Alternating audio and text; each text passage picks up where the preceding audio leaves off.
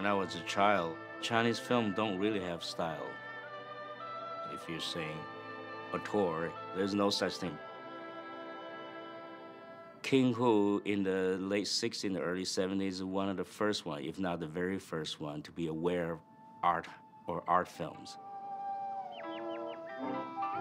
Other than entertaining people, he really get into their artistic values. He's very serious about filmmaking. He preserved and developed the Chinese culture, and that was way before the art house film began. Edward Young or Hou Xiaoshen, before they come up. This is like a first taste of not Zen, but art.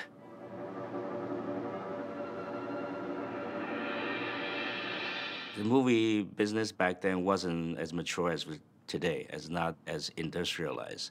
The martial art films were always there, but they're like very, very B, maybe C grade. We didn't have a lot of big scale movies. If you want to see big scale, you watch Hollywood movies. In Taiwan, you get government propaganda film. Looking back in the 60s and 70s, life was tough, and culturally, it was propaganda. You know, we have to, the Kuomintang ruined Taiwan has to fight back to China. And China is going through cultural revolution, everything get overthrown. The Chinese culture in the mainland China was like stopped for like 20, 30 years because of the revolution. So in Hong Kong and Taiwan, there are people like King Hu who want to preserve and develop that culture. And someone like him, very rare, care to do the artistry of what they think the Chinese tradition is in moving image. So he's very interested in the look, particularly in Ming Dynasty, and the way things are going about in history and culture, filial piety, how the social order goes. 人家都是望子成龙，你呀，整天就那么穷巧。 He's a buff that way, and is very good reproducing them, meagerly in Taiwan. The production scale is small. We didn't have a big industry back then, but King Hu, he's content with his own way, and he create great art out of that scale. He doesn't have 400 extras, let alone 4,000 extras. At most, he has like 2 dozen. The shots has to be contained, to be manageable by smaller group of production people, which is loyal to him, that can go on 3 years, 2 years, even 1 year, just go at the scenes until he's happy.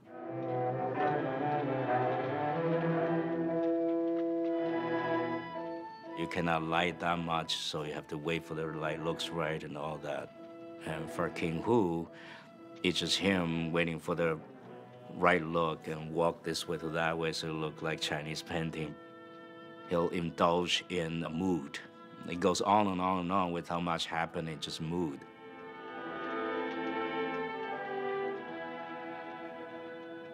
People look at each other. The cloths flapping, literature basically, Chinese literature is all very much not in the plot, but mood. So the movies are not really plot-driven, per se, even though they have plots, suspense and all that, performance, but his real thing is mood and aesthetic and the look. Of course, to make those clothes, we don't know how to do that anymore with the right cloth, but they really get it done right. And I don't know any other filmmakers do that, even up to these days. It's very difficult. When it comes to space, I think King Hu is particularly creating the artistry from the philosophy of Chinese art, which is respect the negative space. The matter is a reflection of the truth, which is emptiness. So the space matters happen because you define space, not because of the existence of matter. You're not important, you have to give in to nature, to the voidness, which is the truth, which is unknown. I think that's very important in the Eastern culture. Here is like me, I'm the most important. But in the Eastern culture, it's very important to observe and suggest, not even utilize space. I think King Hu is a master in that. And I think he did best when it's small. A tavern, a bar, a small house, how he treats space, how he creates distance and layers. And he's really great with that. The other good example will be, of course, the bamboo forest scene, because bamboo swings and they have distance. They create spaces, foreground, background, middle ground, passing by. And he's very good at landscape, which you got nobody. There's no digital touch-up. So if you see a great landscape, two people moving, that's small. That's grand, but small. And posing, particularly, that's not in the Western culture. That's from Peking opera. It's posing, just like perk up. And he used that quite excessively, looking back. But the posing, the wind blows, you look over there, rattling, mood. It's poetic. That's poetry.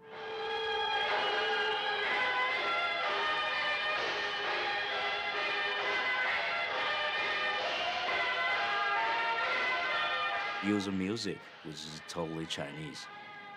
That's all coming from Peking opera or traditional opera, especially the rhythm, the little drum, or the cymbals. But particularly, his forte is really on the design and editing. He really brings the montage, the art of montage, jump cut and all those art into Chinese cinema. That came from Eisenstein, so it's nothing new. But he did put together with Chinese ethnic and choreography from the Peking opera, the comebacks and the acrobats, all those put together in the Oriental setting. Individually, you can trace back that he's inspired by something or he's really good at some aspect. But when he put together is no doubt a King Hu movie. So when you collect them and make them come to life, it was quite inspiring back then, and nobody else is doing that.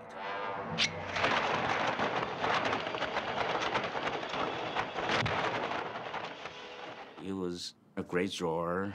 His calligraphy is quite incredible. It's very much of an art person with research, quite scholarly.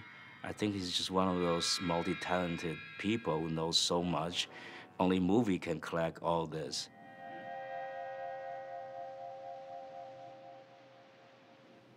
King Hu, of course, influenced me. What influenced me the most is the mood, the use of space, the aesthetic, and the look, and how people go about with each other. I think those are more important than martial art per se. In Crouching Tiger, Hidden Dragon, looks like it paid tribute to King Hu. But I think it's really the other way around.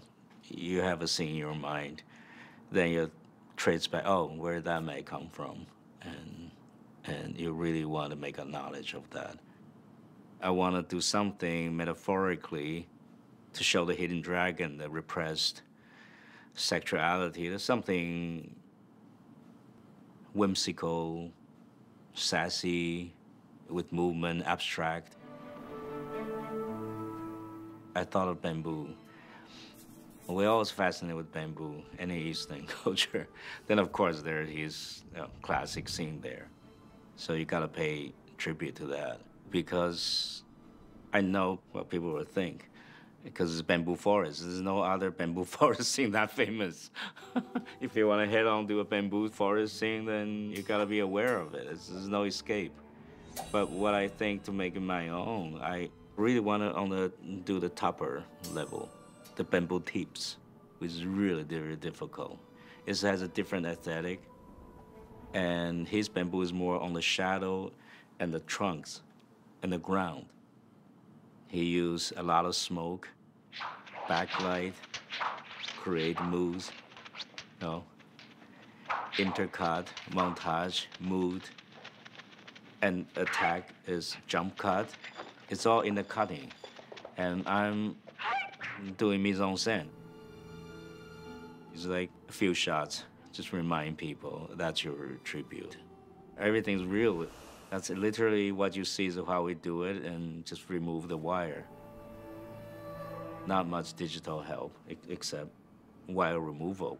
So I just wanted to do a step further. When it comes to wire work or ethereal, floating effect in the martial art films, I think King Hu or me or any Chinese filmmakers, it's more or less infected by the vaulting skills in the martial art Pulp Fictions. That was described for 100 years, that's in our fantasy. Is somehow you're lighter. And not only you can jump higher, but you're enlightened. I think defying gravity is always our dreams. I think King Hu at that time, he was more realistic than everybody else. Back then, the wire work was pretty bad in general. That's just not good enough for him, I suspect. What you see mostly in Touch of Zen, there were trampolines, small trampolines. It bounced from one to another. I remember when I saw it, it was this marvelous, great. You don't need to hang somebody who looked like they were hanging. That's not vaulting technique. I'd rather like him, just feel enlightened. Whether they bounce a little bit, and you can use the space. Like sometimes when somebody's bouncing in the foreground, somebody else bouncing in, so you really feel the movement in the space, define space. In terms of Chinese traditions, nothing is greater than that.